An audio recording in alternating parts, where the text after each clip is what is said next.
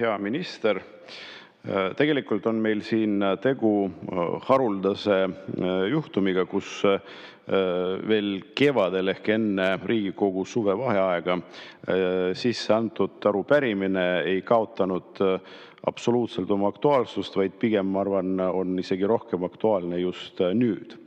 Sest jutt käib kultuuritöötajate palkadest ja me võime öelda, et need palgad on ajale jalgu jäänud, probleem aina süveneb, kuna valitsus pole tõstnud neid juba mitu aastat järjest ja peab kahjuks konstateerima, et alates aastast 2023 on Reformierakonna poolt juhitud valitsused näidanud pigem vaenulikkust meie riigi teenistujate vastu. Mitme aasta jooksul ei ole tõstetud politseinike, päästjate, piirivalvurite, õpetajate ega kultuuritöötajate palkade alammäärasid. Ja siin me pöördume ministri poole ja ütleme, et septembris 2023 andsite teie kultuuriministrina teada, et aastal 2025 kultuuritöötajate palga alammäär taas ei tõuse.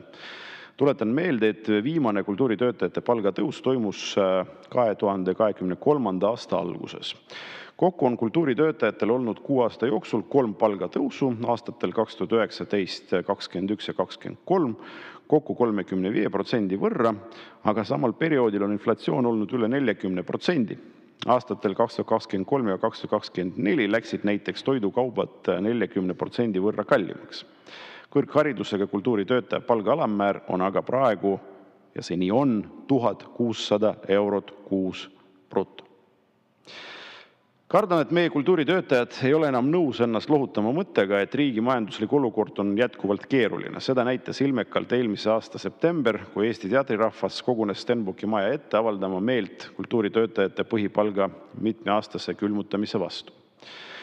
Eeltoodust siis tulenevalt palume ministril vastavalt Riigikogu kodu- ja töökorra seadusele vastata järgmistele küsimustele. Kas teie arvates on praegused Eestis kehtivad kultuuritöötajate palgatingimused kooskõlas Eesti elatustasemega? Kas teie hinnangul on normaalne vastuvõetav olukord, kus Eesti kõrgharidusega kultuuritöötaja palga alammäär on 2023 aastast 1600 eurot? Bruto, tuletan meelde.